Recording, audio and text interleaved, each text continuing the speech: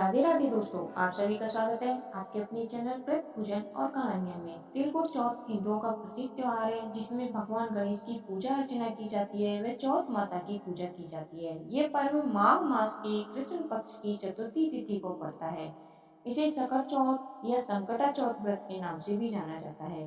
धार्मिक मान्यताओं के अनुसार सकल चौथ यानी तिलकुट चौथ का व्रत रखने से बच्चों की लंबी आयु अच्छे स्वास्थ्य की प्राप्ति होती है। इस दिन भगवान गणेश को तिल के लड्डू का भोग लगाया जाता है, जिस वजह से इसका एक नाम तिल चौथ के नाम से जाना जाता है।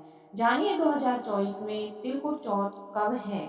2024 में तिलकुट चौथ पर्व 29 जनवरी दिन सोमवार को मनाया जाएगा। पंचांग के अनुसार चतुर्थी तिथि 29 जनवरी 2024 की सुबह 6:10 से शुरू हो जाएगी और इसकी समाप्ति 30 जनवरी की सुबह 8:54 पर होगी। तिल चौथ के दिन चंद्रोदय समय रात 9:10 का रहेगा। इस व्रत में चंद्र दर्शन करके ही व्रत खोला जाता है। ऐसे में तिलकुट चौथ की पूजा चांद निकलने से पहले ही संपन्न कर ली जाती है। एक शहर में देवरानी जेठानी रहती थी। जेठानी अमीर थी और देवरानी गरीब थी। देवरानी गणेश जी की भक्त थी। देवरानी का पति जंगल से लकड़ी काटकर बेचता था और अक्सर बीमार रहता था। देवरानी जेठानी के घर का सारा काम करती और बदले में जेठानी बचा हुआ खाना, पुराने कपड़े आदि उसको दे देती थी। इसी से देवरानी का परिवार चल रहा था। माघ महीने में देवरानी ने तिल चौथ का व्रत किया। 5 आने का तिल व गुड़ लाकर तिलकुट्टा बनाया। पूजा करके तिल चौथ की कथा सुनी और तिलकुट्टा छीके पे रख दिया और सोचा कि चांद उगने पर पहले तिलकुट्टे का चांद को भोग लगाएगी, उसके बाद ही कुछ खाएगी। कथा सुनकर वह जेठानी के यहाँ चली गई। खाना बनाकर जेठानी के बच्चों को खाना खाने को कहा तो बच्चे बोले, माँ ने व्रत किया है और माँ भूखी है। जब माँ खाना खाएगी हम भी तभी खाएंगे। जेठ जी को खाना खाने को कहा तो जेठ जी बोले, मैं अकेला नहीं खाऊंगा। जब चांद निकलेगा तब सब खाएंगे, तभी मैं भी खाऊंगा। जेठानी ने उसे कहा कि आज तो किसी ने भी अभी तक खाना नहीं खाया, तुम्हें कैसे दे दूं? तुम सुबह सवेरे ही बचा हुआ खाना ले जाना। देवरानी के घर पर पति बच्चे सब आस लगाए बैठे थे कि आज तो त्योहार है, इसलिए कुछ पकवान आदि खाने को मिलेगा। परंतु जब बच्चों को पता लगा कि आज तो रोटी भी नहीं मिलेगी तो बच्चे रोने लगे। उसके पति को भी बहुत गुस्सा आया। कहने लगा, सारा दिन काम करके भी 2 रोटी नहीं ला सकती तो काम क्यों करती हो? पति ने गुस्से में आकर पत्नी को कपड़े धोने के धोवने से मारा। धोवना हाथ से छूट गया तो पाटे से मारा। वह बेचारी गणेश जी को याद करती हुई रोते रोते पानी पीकर सो गई। उस दिन गणेश जी देवरानी के सपने में आए और कहने लगे, धोबने मारी, पाटे मारी, सो रही है या जाग रही है? वह बोली, कुछ सो रही हूँ, कुछ जाग रही हूँ। गणेश जी बोले, भूख लगी है, कुछ खाने को दे। देवरानी बोली, क्या दूं? मेरे घर में तो अन्न का एक दाना भी नहीं है। जेठानी बचा कुचा खाना देती थी, आज वह भी नहीं मिला। पूजा का बचा हुआ तिलकुट्टा छीके पे पड़ा है, वही खा लो। तिलकुट्टा खाने के बाद गणेश जी बोले, धूने मारी, पाटे मारी, निमटाई लगी है, कहाँ निमटे? वह बोली, घर पड़ा है, जहाँ इच्छा हो वहीं निमट लो। फिर गणेश जी बच्चे की तरह बोले, अब कहाँ पहुँचूं? नींद में मग्न अब देवरानी को बहुत गुस्सा आया कि कब से तंग किए जा रहे हो। सो बोली, मेरे सर पे पहुँचो। और कहाँ पहुँचोगे? सुबह जब देवरानी उठी तो यह देखकर हैरान रह गई कि पूरा घर हीरे मोती से जगमगा रहा है।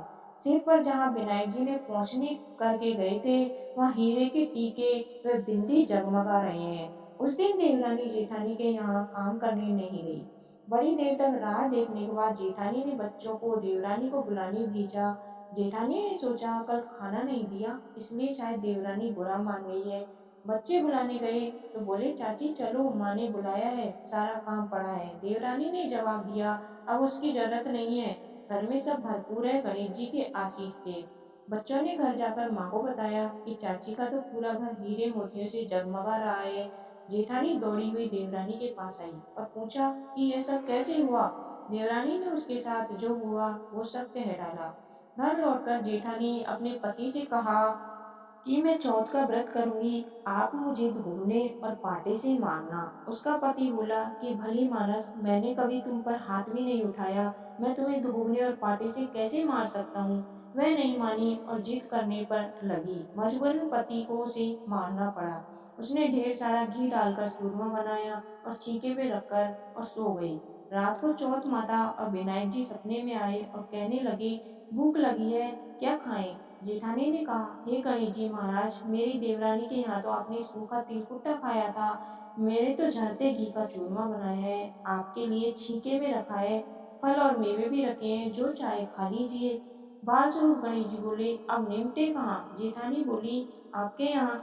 उसके यहाँ तो टूटी फूटी झोंपड़ी थी, मेरे यहाँ तो कंचन के महल हैं, जहाँ चाहे निमट लो। फिर गणेश जी ने पूछा, अब पूछू कहाँ? जेठानी बोली, मेरे ललाट पर बड़ी सी बिंदी लगाकर पूछ लो। धन की भूखी जेठानी सुबह सुबह जल्दी उठ गई। सोचा घर हीरे जवाहरात से भर चुका होगा, पर देखा तो पूरे घर में गंदगी फैली हुई थी। तेज बदबू आ रही थी। उसके सर पर भी बहुत सी गंदगी लगी हुई थी। उसने कहा, हे गणेश जी महाराज, यह आपने क्या किया? मुझसे रूठे और देवरानी पर टूटे। जेठानी ने घर की सफाई की और बहुत ही कोशिश करी, परंतु गंदगी और ज्यादा फैलती गई। जेठानी के पति को मालूम चला तो वह बहुत ही गुस्सा हुआ और बोला, तेरे पास इतना सब कुछ था, फिर भी तेरा मन नहीं भरा। परेशान होकर चौथ के गणेश जी से मदद की विनती करने लगी। गणेश जी ने कहा, देवरानी से जलन करने के कारण तूने जो किया, यह उसी का फल है। अब तू अपने धन से भी आधा धन उसे देगी, तभी यह साफ होगा। उसने आधा धन बांट दिया, किंतु मोहरों की एक हांडी चूल्हे के नीचे गाड़ रखी थी। उसने सोचा, किसी को पता ही नहीं चलेगा, और उसने उस धन को नहीं बांटा। उसने कहा, हे श्री गणेश जी, अब तो अपना यह बिखराव समेटो। वे पहले चूल्हे के नीचे गड़ी हुई मोहरे की हांडी सहित ताक में रखी दो सुई के भी दो हिस्से कर। इस प्रकार गजानंद ने बोला, बाल स्वरूप में आकर सुई जैसी छोटी चीज की भी बंटवारा किया और अपनी माया समेटी। हे गणेश जी महाराज, जैसे आपने देवरानी पर कृपा करी, वैसे सभी पर करना।